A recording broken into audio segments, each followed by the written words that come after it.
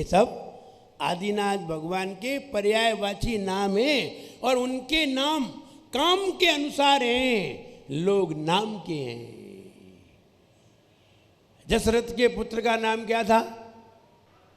ये नाम के थे, ये नाम के थे।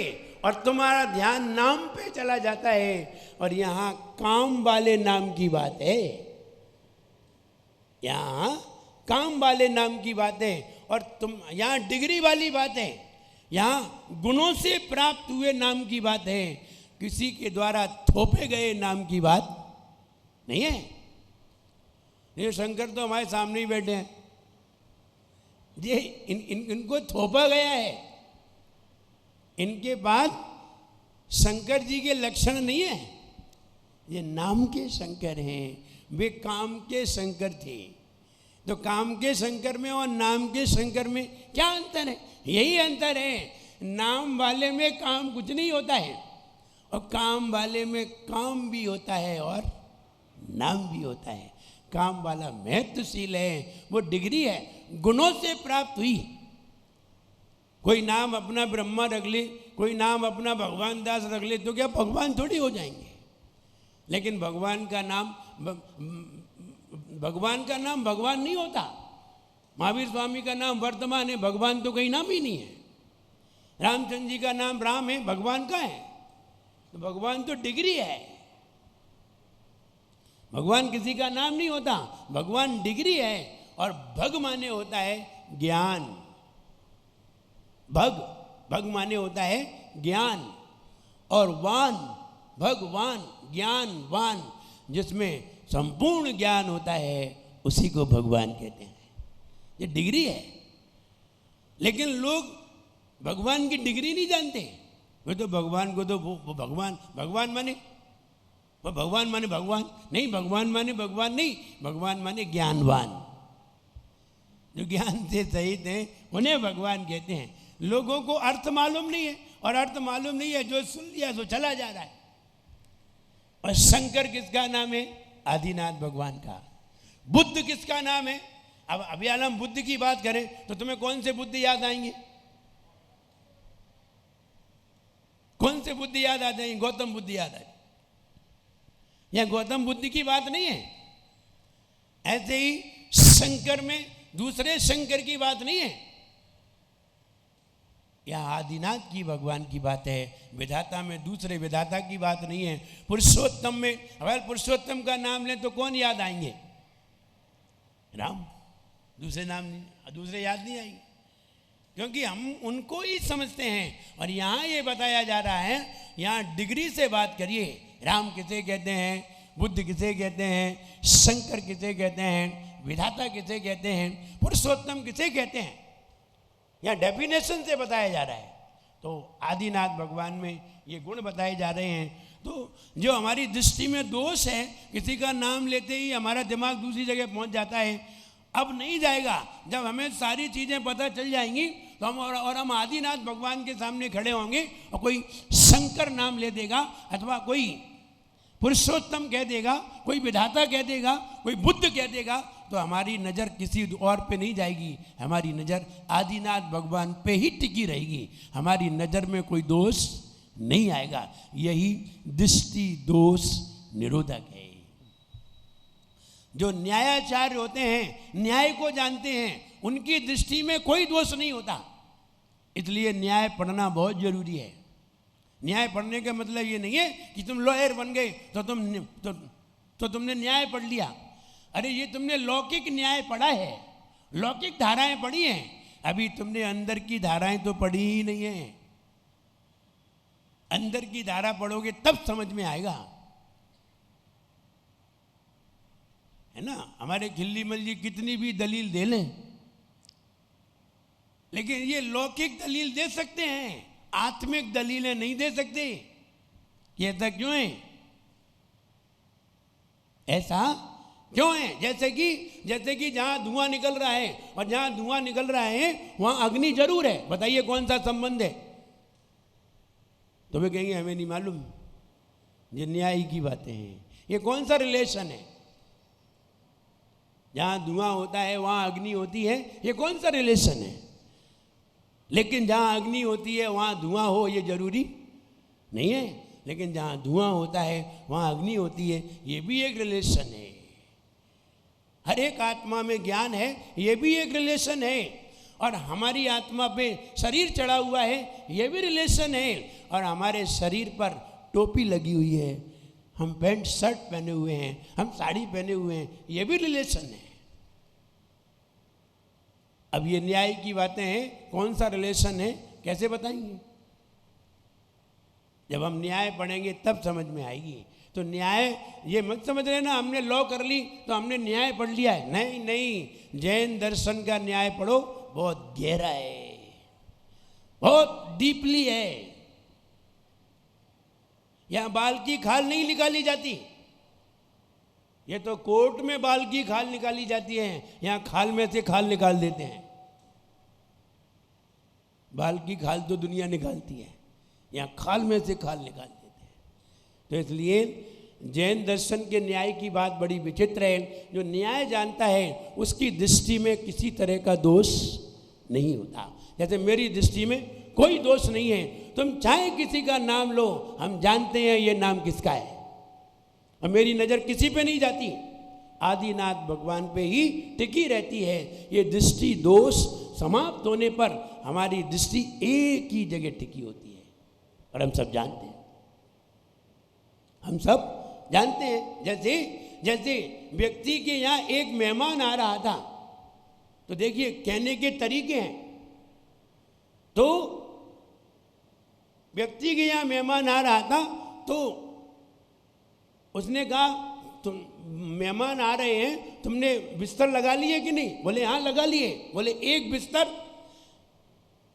व्यक्ति की बात कर रहा हूं, एक बिस्तर मेरा जो साला है उसके लिए लगाइए, एक बिस्तर मेरा साला है उसके लिए लगाइए, और वो दूसरा बिस्तर वो मेरी पत्नी है उसके भाई के लिए लगाइए, और एक बिस्तर जो मेरे बच्चे हैं ना उसके मामा के लिए लगाइए। अच्छा तो एक ही, और दृष्टि, और अगर वे ये जानते कि इसका भाई अलग होगा, मेरा साला अलग होगा, इसका मामा अलग होगा, तो 3 बिस्तर लगा दिए उसने। जब उसने 3 बिस्तर लगाए तो उसने कहा 3 बिस्तर नहीं लगाने हैं, एक ही लगेगा। बोले कैसे लगेगा? तब उसने बताया। तो कहने का मतलब है ये न्याय जब तक हम नहीं जानते तब तक हम दृष्टि का दोष मिटा नहीं सकते। इसलिए दृष्टि का दोष मिटाने के लिए न्याय पढ़ना बहुत जरूरी है। और जो न्याय नहीं जानते हैं वे न्याय कर भी नहीं सकते, वे न्याय भी नहीं कर सकते, अन्याय ही करते हैं और अन्याय में ही रहते हैं, न्याय नहीं करते। उन्हें न्याय मालूम ही नहीं है कि न्याय क्या है।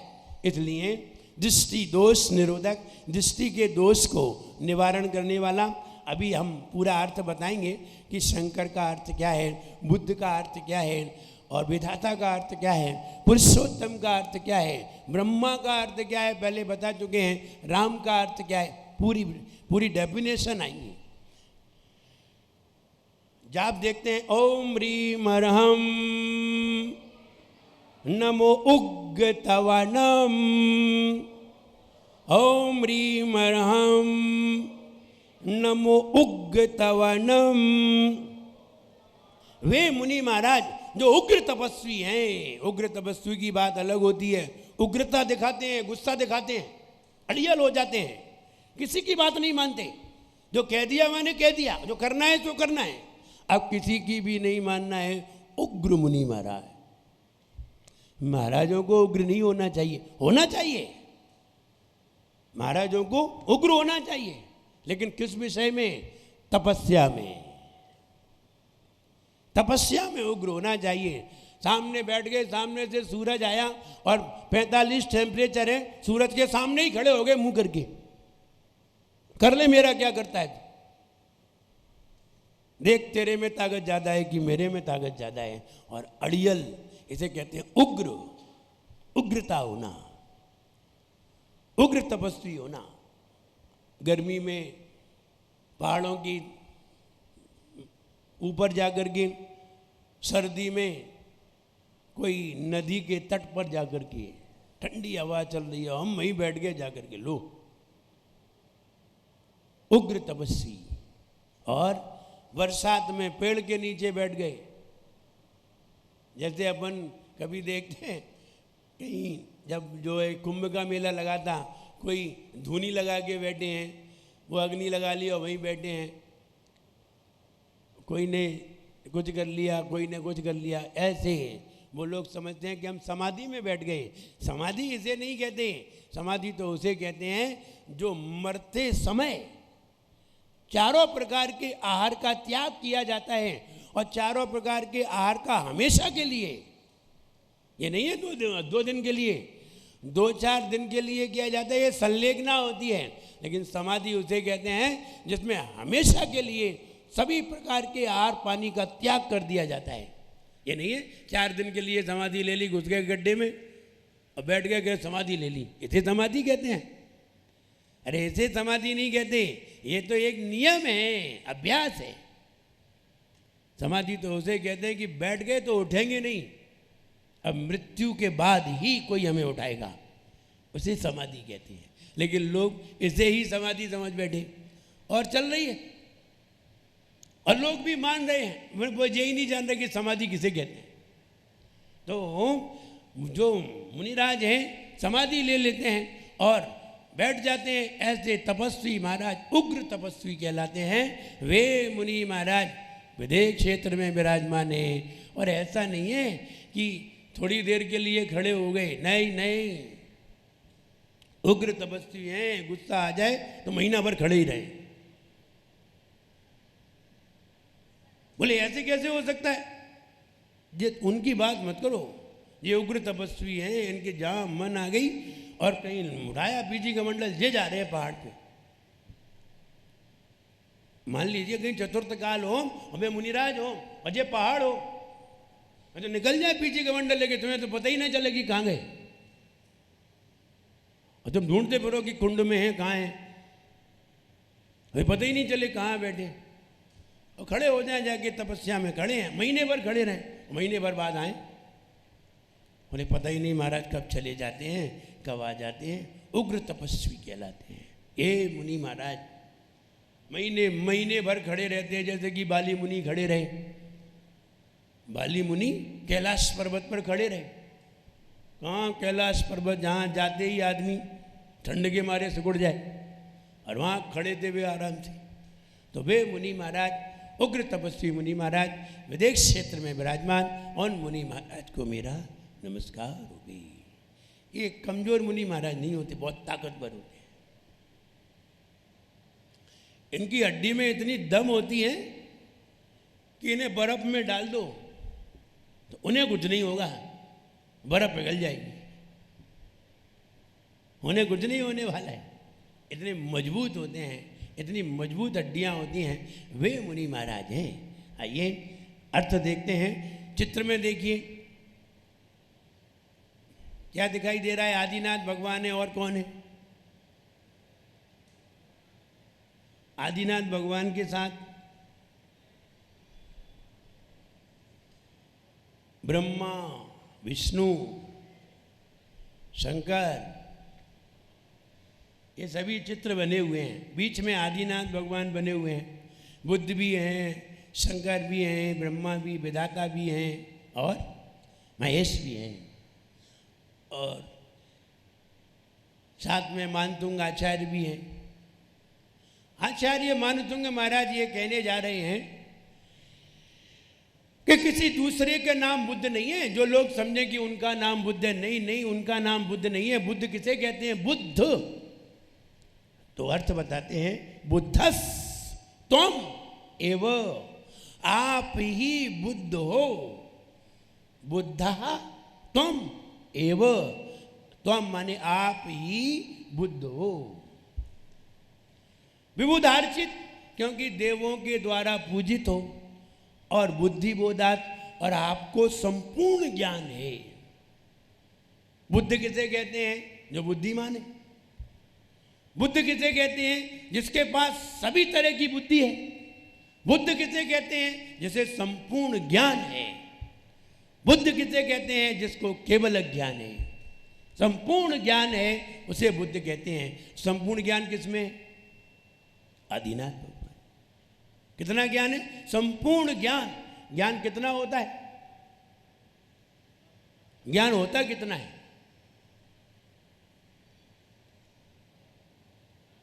ज्ञान कितना होता है? अनंत क्या होता है?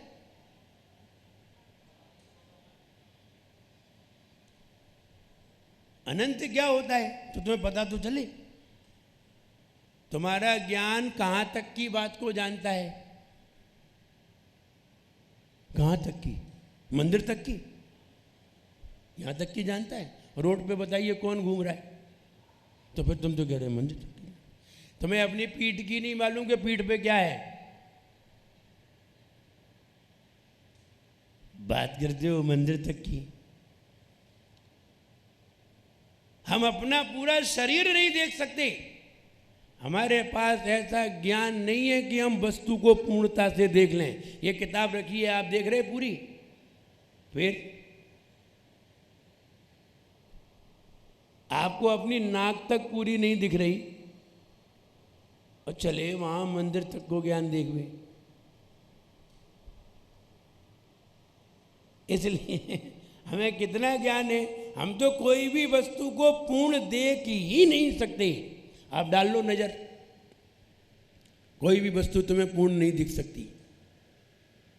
तुम अपने आप का, तुम अपना शरीर ही पूरा देख के दिखाओ, तो अपना शरीर ही पूरा नहीं दिख रहा है, दूसरे का क्या दिखेगा।